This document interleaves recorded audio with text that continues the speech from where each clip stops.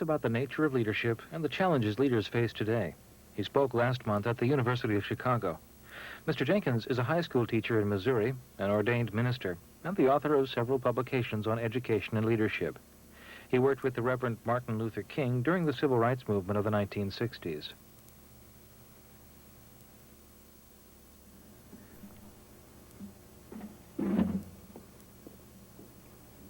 Our first speaker has made a name for himself in many different careers. As an ordained minister, William Jenkins has preached to congregations throughout the country, including recently at Dexter Avenue King Memorial, the former church of Dr. Martin Luther King. He is the author of many books on leadership and education, and also teaches high school in St. Louis, Missouri. From the day I met him, Mr. Jenkins has been a constant mentor to me. I refused to submit my college applications without his approval, and even sought his guidance to sort out disagreements I had with former girlfriends, prompting my college roommate to say, "How can you take advice on your love life from someone you call Mr.?" What I learned from this man changed my life, and I only hope that through listening to him today, you can gain some of the insights he has shared with me over the past 10 years. It gives me the pleasure to introduce to you a great educator, a great friend, and a pretty good center fielder in his day, Mr. William Jenkins.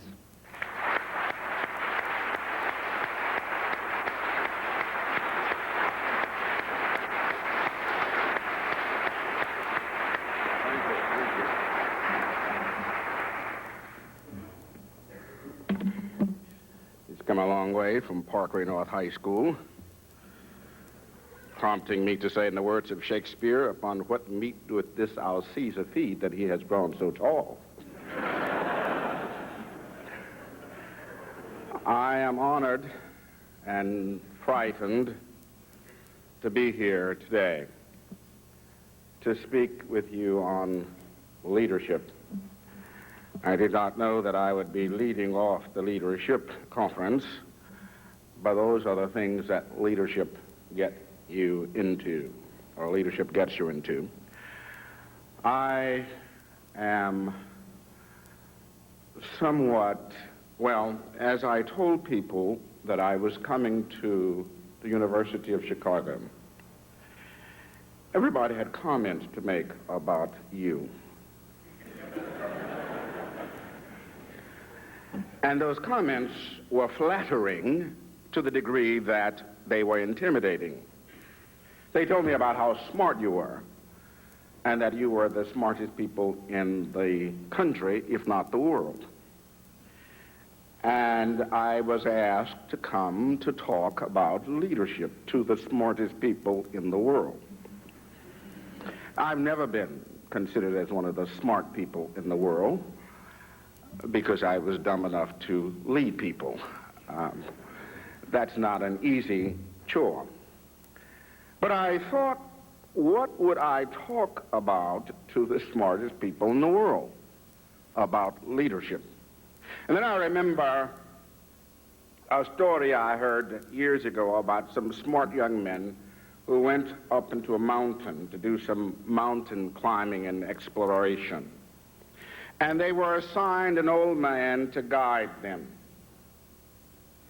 And on a particular evening before their first trek into the mountain, they stayed in the cabin. And the next morning, about 4 o'clock, they got up to get dressed to go out on their journey. And the old man got up also. And they said to him, "Why are you up this early morning?" He said, "Well, I'm going out with you."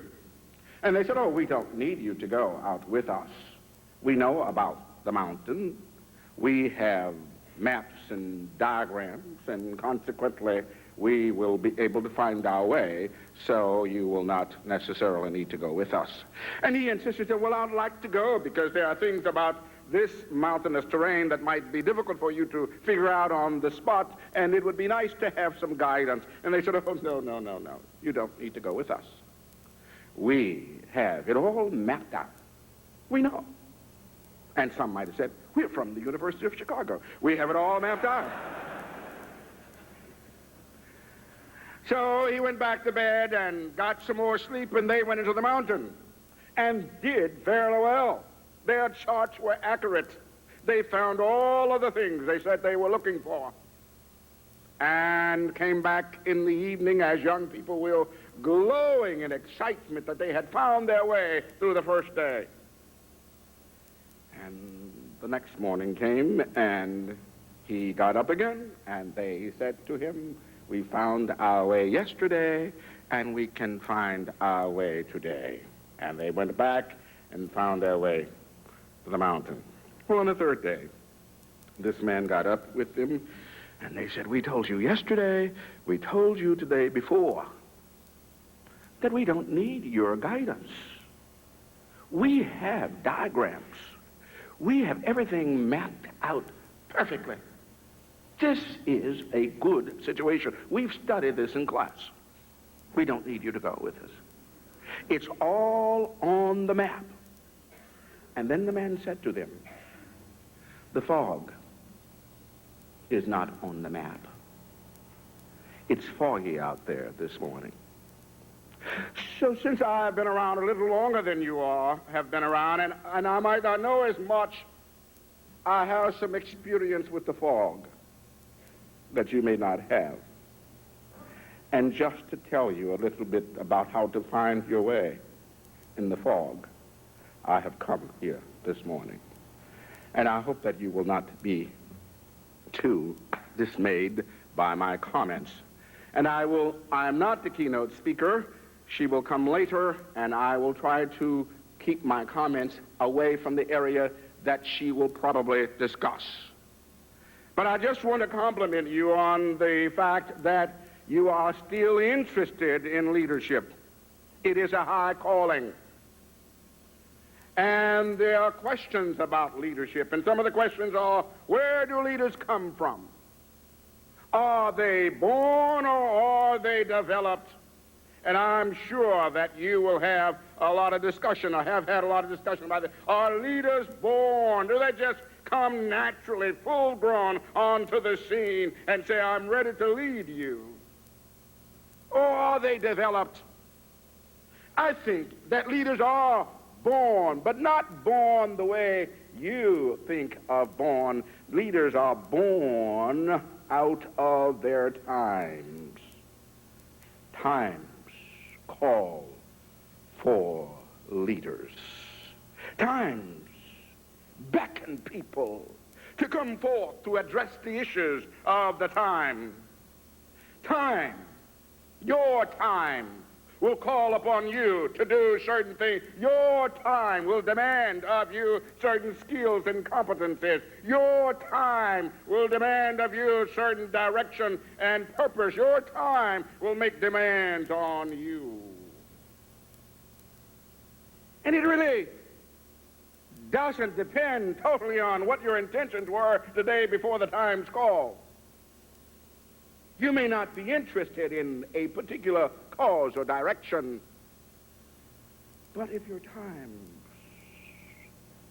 tap you and call you, then you are placed in a position to lead. Years ago, when I was in high school, there was a woman, and I was in high school during the height of the civil rights movement that I later became very actively involved in. There was this woman that I went to hear speak.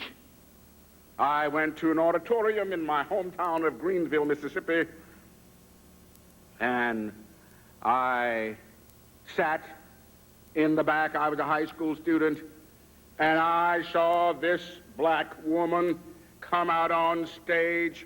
Her name was Fannie Lou Hamer, a veteran of the civil rights movement. She was a sharecropper, and she was driven from her home and beaten. And she had gotten involved in the civil rights movement as a result of her own experiences.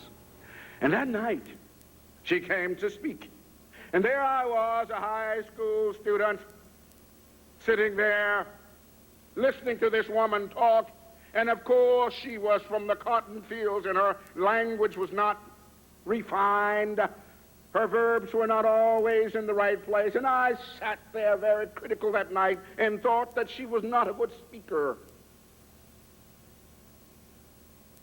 and that maybe she did not really have what it took to play the role that she was playing. A few years later, however, I was a student at Jackson State University, and very close to us there was a college, Tougaloo College, and Fannie Lou Hamer was speaking there. And I went to hear her again. My, how she had grown in the 3 or 4 years since the last time I had heard her. That woman stood there on the stage, refined in every way, developed in every way, and looked out on that audience of young men and women and said to them, well, son, life for me ain't been no crystal stair. It's had text in it and boards torn up and places with no carpet on the floor and bare. But all the times I's been a-reaching landings and turning corners and sometimes going in the dark where there ain't been no light. So, son, don't you give up. Don't you sit down on the steps because it's been kind of hard. Because I's still going, honey. I's still reaching on. And life for me ain't been no crystal stair. Fannie Lou Hamer had been born of the time. She had been developed. She had been refined. She had been sharpened. She had become the leader that we needed at that time. What is leadership? Who are leaders? Leadership is what leadership does. When Tom was in high school, he was a leader, so he said. We were working on an essay to get him into one of the great universities. And one of the things he wanted to stress was his leadership skills. And he blatantly and boldly put it in the paper, I am a leader. And I had to approve all of these things that he was sending off to the schools. And I don't approve things until I'm pleased that they are exactly as I think they should be. As a matter of fact, Tom's father, who is Dr. Howland, and he had a brother to graduate from Stanford, and they were working with him one night on one of these essays. And his dad was tired and exhausted from a day of ministry, and he said to Tom, you know, this is the way it should be. So Tom said to him, well, it can't be mailed until Mr. Jenkins says it can be mailed. Well, his dad was about tired anyway. And he said, well, I'll tell you what, I'm going to bed, and you and Mr. Jenkins can mail this anytime you all get ready. So this essay we were working on, he kept putting this stuff in there about leadership. And I said, why are you putting this in there? He said, because I'm a leader. I said, and you're going to tell them that? He said, yes, I think they ought to know. And I said, well, why do you think you are a leader? And he went on to tell me, well, I'm the captain of the basketball team. I'm president of the Tea Club. I'm a leader. I said, why don't you just leave out that thing about, that sentence that says, I'm a leader, and just put the things that you do. If you put the things that you do, the people who know about leadership will see your leadership in those things. Leadership is what leadership does. If you're really a leader, it will all come out in your activities. Now, because Tom helped put this conference together, maybe he is a leader. After all, leaders are people who see the future and attempt to take us there. They have this idea of what life is like beyond the present and beckon us to come and go with me. I heard one of the Kennedy brothers say at his dead brother's funeral that some men see things as they are and ask why. He saw things as they never were and ask why not. Leaders ought to see things as they never were and beckon us to come and make them so. Leaders ought to have dreams of places beyond our imagination, because after all, the dreamers are the saviors of the world, the architects of heaven, the makers of the afterworld. The world is beautiful because they have lived, and without them laboring, humanity would perish. So leaders are these people with these dreams of what life is like beyond us. Leaders are people who dreamed of flying when only birds could do it. The Wright brothers had to dream of that. Leaders are people who dream that machines could do the things that men had to do. It took a dream to envision the computer. I find it fascinating what dreamers in business dream up, the gadgets that they come up with, the things that they make to make life better for us. Leaders are people who see the future and beckon us to come with them and follow their dreams. Leaders are people who care enough to sacrifice, to lead. Now, I talked about the fog earlier. I mentioned the fog, and one of the things that the fog hides is the difficulty of the journey. And it's a good thing that the fog hides the difficulty of the journey. Because if you knew from the outset all of the hills and valleys of leadership, you would not start the journey. It's good that you don't know. Some of you naive beginners, it is good that you don't know what's out there. Because if you knew, well, I shouldn't tell you.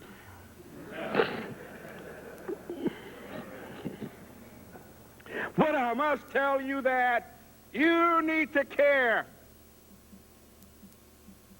You need to make the sacrifices, because there are going to be some sacrifices. And you can't make the sacrifices if you don't care. You need to care enough about the people to lead. You need to care enough about the things that are important to you to lead. Because the leaders stay. You know, sometimes people think, many of you eventually want to own your own businesses. Some people have a naive assumption that when you own your own business, you get to work when you want to. To own your own business means that you work all the time and get paid for all of your work. It means that you don't mind putting in 16 hours a day and working 2 or 3 hours after everybody else has gone home. You need to care in order to do such things. Now I will skip some comments and come to the end of my presentation. Leaders are people who feel big enough to tackle the problems of their day. One of the great challenges of leadership in these times is that our problems are so big, so monumental, and we seem so small. Oh, there was a time in our history when we had simpler problems, when things were less complicated. They did not have the great variety of impacts as they do now, and it was pretty simple to take a solution and go forward with it. Now it's not so simple.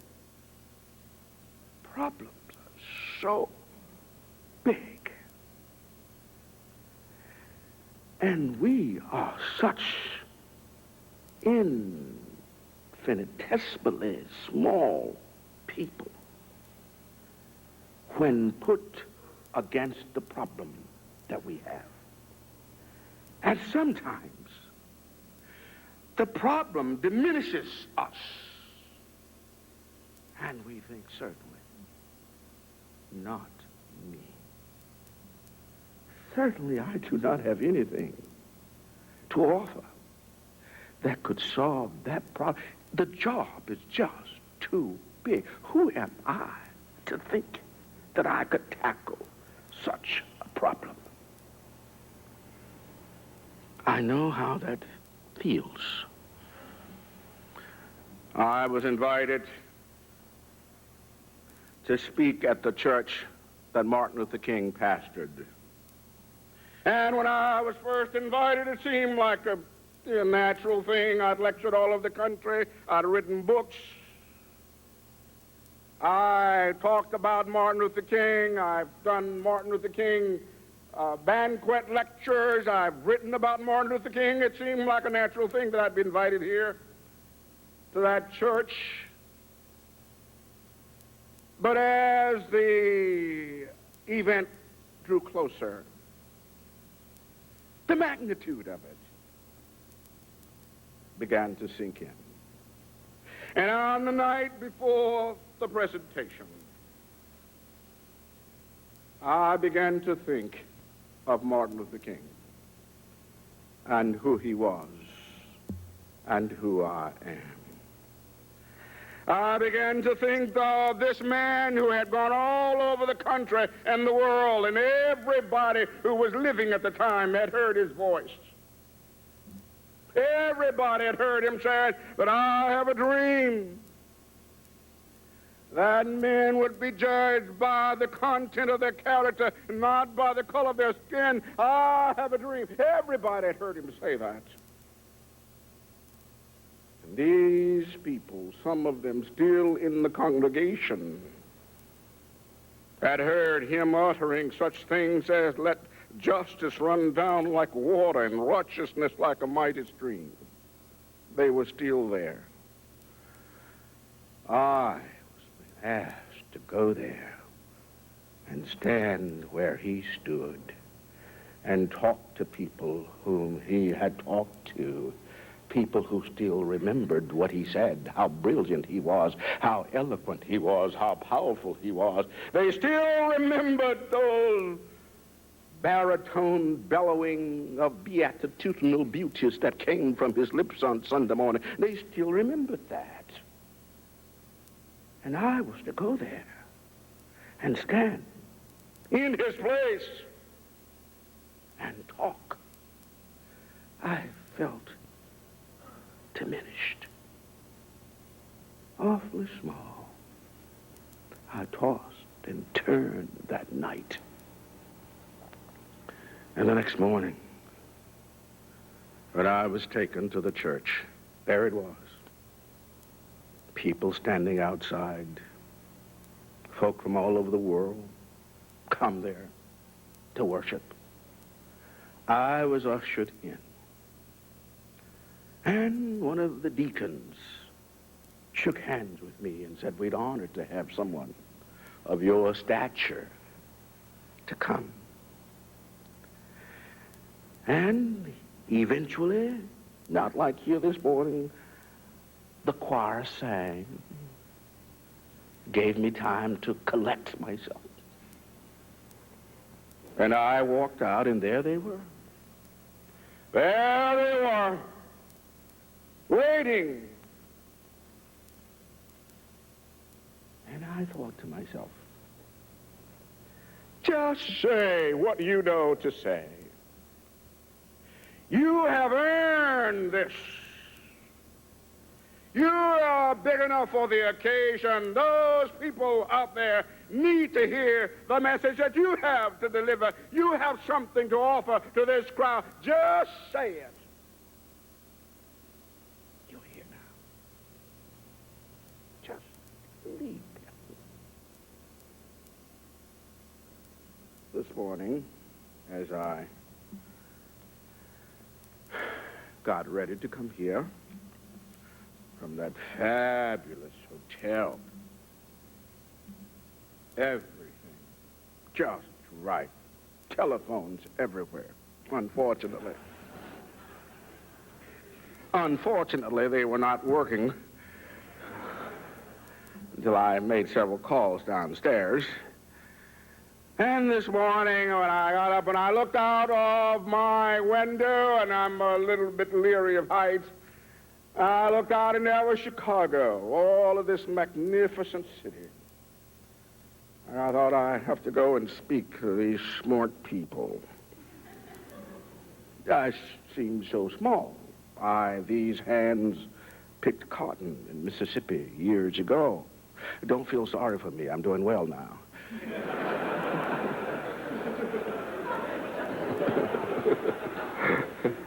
America works for me, too. This is a great country. So, and I came out, and finally we got to breakfast, and someone said, what it is that do you do? And I said, I teach school. And there was some silence. And they said, what part of the business school are you in? And I said, I'm not in the business school. And there was more silence. And said, what do you do? I said, I teach school. He said, where do you teach? I said, I teach high school in St. Louis. And there was silence. And the people were kind of wondering, what will a high school teacher be doing here, this great school, these smart people talking about business? So they said, are you in business? I said, no, not really. Well, I thought about it on my way here, and I will tell you why I'm here and what business I have here. I am in business. I am in the business of building a better world.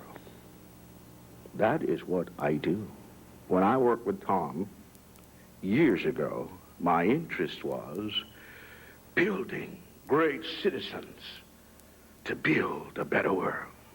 I'm in the business that Jeremiah was in. I'm in the business that Socrates was in. I'm in the business that Jesus was in. I'm in the business that Churchill was in. I'm in the business that Roosevelt was in. I'm in the business that King was in. I'm in the business of building a better world.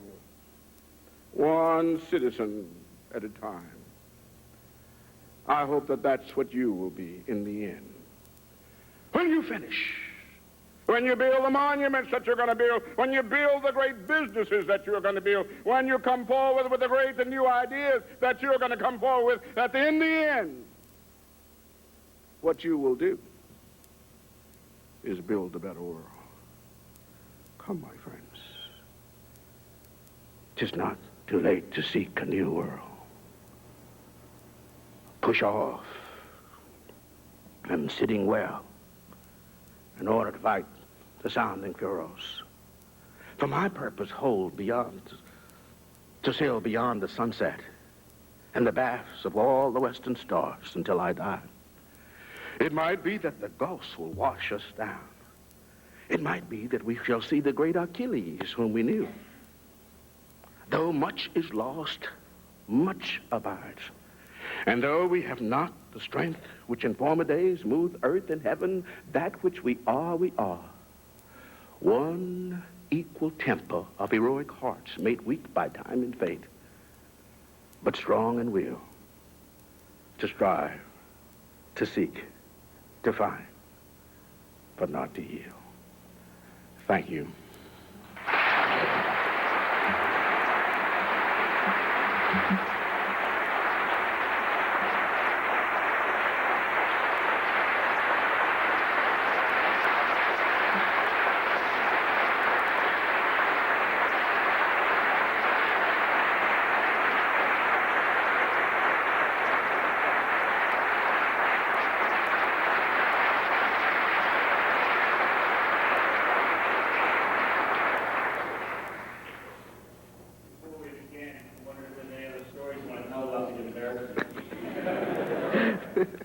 No. I